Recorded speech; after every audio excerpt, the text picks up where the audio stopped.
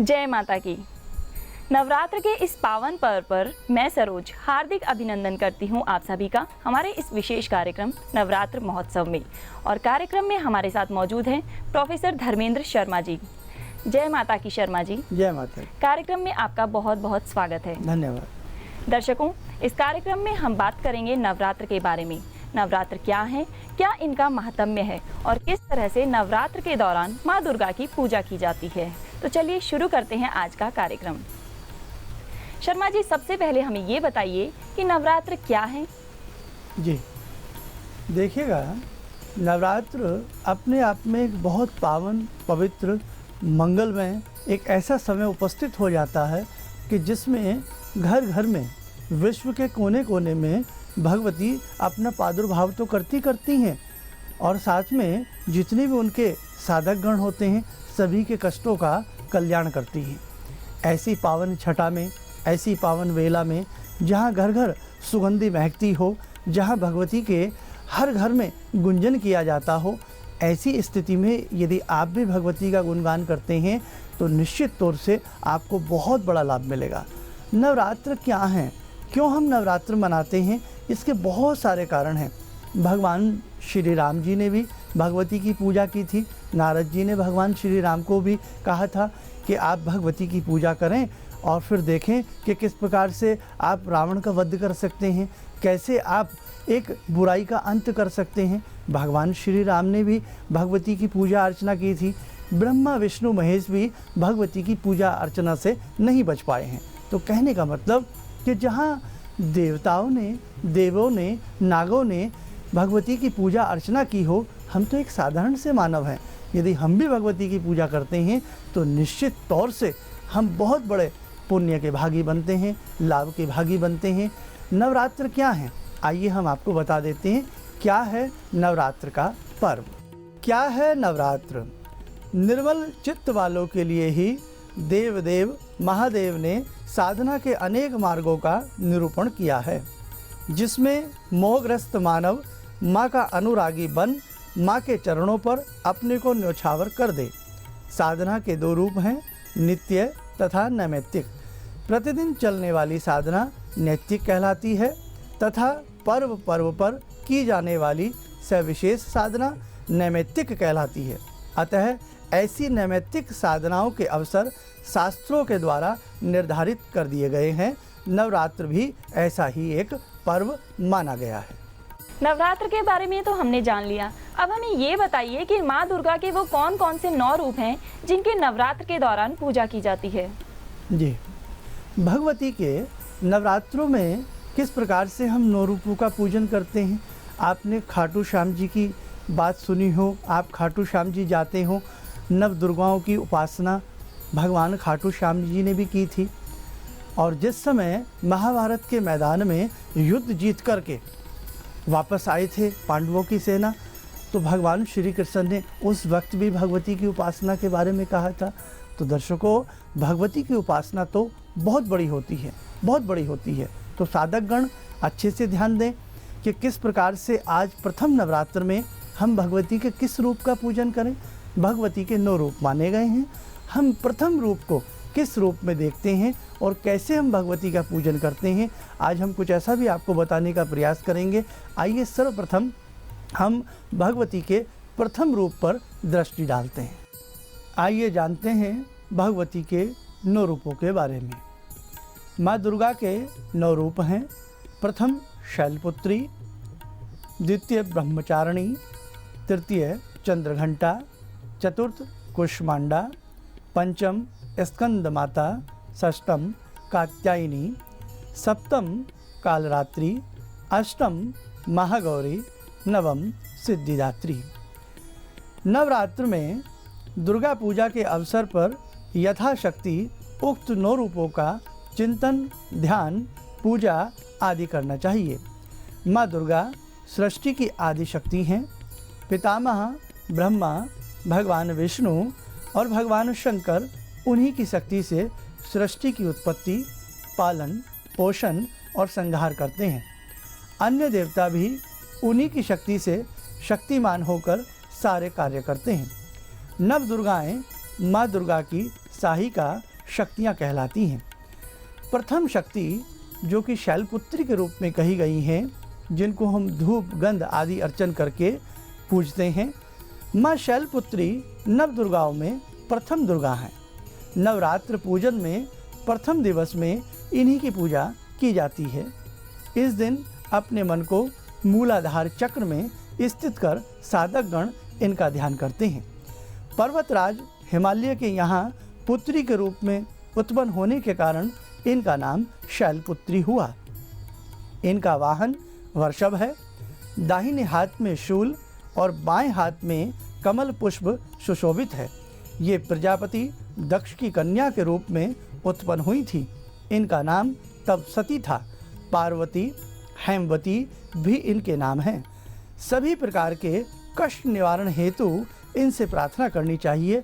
अतः साधक गण आज माँ शैलपुत्री का ध्यान करें, पूजन अर्चन करें, नैवेद्य आदि उनको अर्पित करें। आज नवरात्र का प्रथम दिन है, तो प्रथम दिन घट स्थापना की जाती है। किस तरह से की जाती है घट स्थापना, और घट स्थापना में कलश में क्या क्या मिलाया जाता है? जी, कलश में ब्रह्मा विष्णु महेश का वास होता है। जब हम पूजन करते हैं तो जल को अपने समीप स्थापित करके हम पूजन सदियों से करते आए हैं।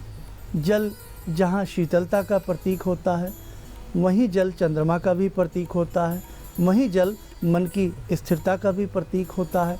तो जब भी हम घड़े की कुंभ की स्थापना करते हैं, घट स्थापना करते हैं, तो बहुत साधक गण कन्फ्यूज़ हो जाते हैं कि हम किस दिशा में कलश को रखें। हमने पहले भी बताया कई बार आपको कि जब भी हम भगवान के किसी भी आयोजन में, चाहे नवरात्र हो, चाहे कोई भी आप ऐसा अनुष्ठान कर रहे हों, तो सदैव भगवान या भगवती के दाहिनी तरफ कलश रखा जाता है। यानी कि आप जैसे मैं बैठा हूँ, अपने बाईं तरफ और भगवान के दाहिनी तरफ कलश की स्थापना की जाती है। कलश के अंदर ब्रह्मा विष्णु महेश का वास तो माना ही जाता है, और कलश जल के भी सूचक हैं। जल बिन जीवन निरीह हो जाता है, द्रुह हो जाता है, ये आप सभी जानते हैं। तो किस प्रकार से हम कलश में क्या क्या द्रव्यों को हम डालते हैं और उनसे हमें क्या क्या लाभ होता है, आइए एक दृष्टि इस चीज़ पर हम लोग डाल लेते हैं। सुने, समझें, कलश में क्या क्या डाला जाता है। कलश में स्थापना आदि के बाद हम कलश में क्या क्या औषधियाँ डालते हैं, आप लोग ध्यान से सुने। कलश के नीचे सप्त मृत्तिका रखी जाती है, जिसमें 1 अश्व, 2 गज एवं 3 गौशाला, 4 वाल्मीकि दीमक की बांबी, 5 नदी संगम, 6 तराई, 7 राजद्वार की मिट्टी रखनी चाहिए। कलश के नीचे इसी को सप्त मृत्तिका कहा गया है। कलश में सर्व औषधि डाली जाती हैं, जैसे मूरा, जटामासी, वच, कूट, हरदी, कचूर, चंपा, नागरमोथा आदि। साथ ही पंचरत्न, पंचपल्लव, पंचपल्लव में आम, पलाश, बरगद, पीपल, बकुल आदि। पूंगी फल, सुपारी भी श्रद्धापूर्वक रखना चाहिए। यदि कोई सामग्री इनमें से उपलब्ध ना हो तो उसके स्थान पर अक्षत चढ़ाने का विधान माना गया है। जी शर्मा जी, अब मैं आपसे ये जानना चाहूँगी कि घट स्थापना में कलश और उसके जल का क्या महात्म्य है? जी, आइए आपको बताते हैं कि जिस प्रकार से कलश के अंदर जल रखा जाता है, वो जल अपने आप में एक दैवीय ताकत उसमें आ जाती है। उस जल के अंदर कहीं ना कहीं जितने भी आप मंत्र पढ़ते हैं, सभी मंत्रों का समावेश हो जाता है। वो जल अपने आप में अमृत बन जाता है, अमृत धारा बन जाती है। उस जल के अंदर आपके मंत्रों का अभिमंत्रित हो जाना होता है। और दूसरी बात, वो जल बहुत काम का होता है। आपने सुना हो या ना सुना हो, मैं इस बारे में नहीं कह सकता, लेकिन इस जल से हम बहुत सारे दैवीय लाभ ले सकते हैं, बहुत सारे कष्टों को दूर कर सकते हैं। ये जल अपने आप में साधको मामूली नहीं होता। और जो कलश के नीचे बहुत लोग खेती रोपते हैं, यानी कि जौ की जो खेती करते हैं वो करते हैं, उसको हम जयंती कहते हैं। अब जयंती के भी बहुत बड़े बड़े लाभ हैं, वो तो खैर हम आपको समय समय पर बताएंगे ही। कि जैसे बिटिया ने पूछा है कि किस प्रकार से इस जल का विशेष महत्व होता है, आइए हम आपको समझा देते हैं कि इस जल से आप कौन कौन से दैवीय लाभ और भौतिक लाभ ले सकते हैं। कलश के जल से मस्तक पर अभिषेक करने से सभी प्रकार की अभिलाषाएं पूर्ण होती हैं। कलश के जल को पिलाने से असमय में गर्भपात नहीं होता है तथा जिन्हें गर्भ धारण नहीं हो पाता हो उन्हें लाभ होता है। कलश के जल को वृक्षों, फसल, गौशाला आदि में डालने से वृक्ष खूब फलते फूलते हैं, फसल की वृद्धि होती है और गायें पर्याप्त मात्रा में दूध देती हैं। कलश के जल को घर में छिड़कने पर प्रेत बाधा का निवारण होता है। कलश के जल को रोगी के मस्तक पर छिड़कने से रोग का निवारण होता है। कलश के जल से मंद बुद्धि वाले छात्र या छात्राओं का अभिषेक करने से उनकी बुद्धि का, उनकी मेधा का विकास होता है। शर्मा जी, अब हम चाहेंगे कि आप हमारे दर्शकों को ध्यान की ओर ले जाएं। हाँ, आइए साधकों, हम किस प्रकार से अपनी साधना को और प्रबल करें। ये पावन दिन चल रहे हैं, इसमें जितना भी आप भगवती का गुणगान कर लें, जितना भी आप अपने आप को दुर्गामय बना लें, जितना भी आप अपने आप को भगवतीमय बना लें, उतना ही कम होता है। आइए कुछ पलों के लिए आप भगवती की मनोहरी छटा को निहारें, भगवती से आशीर्वाद लें और यहाँ से हम भगवती की एक दिव्य स्तुति का पाठ करते हैं। आपके घर में इस स्तुति का गुंजन निश्चित तौर से आपके कष्टों को दूर करेगा, आपके शारीरिक कष्टों को दूर करेगा, आपके भौतिक कष्टों को दूर करेगा, आपके आर्थिक कष्टों को दूर करेगा। कुछ पलों के लिए आप हमारे संग भगवती में हो जाएं। ओम दुर्गा देव्याय नमः। ओम शैलपुत्राय नमः। ओम शैलपुत्राय नमः। या देवी सर्वभूतेषु मातृरूपेण संस्थिता नमस्तस्यै नमस्तस्यै नमस्तस्यै नमो नमः। या देवी सर्वभूतेषु शक्तिरूपेण संस्थिता नमस्तस्यै नमस्तस्यै नमस्तस्यै नमो नमः। या देवी सर्वभूतेषु कान्तिरूपेण संस्थिता नमस्तस्यै नमस्तस्यै नमस्तस्यै नमो नमः। ओम कात्यायनै नमः। ओम कात्यायनै नमः। ओम विंध्यवासिन्यै नमः। निशुम्भ शुम्भ गर्जनी प्रचंड मुंड खंडनी बने रणे प्रकाशिनी भजामि विंध्यवासिनी।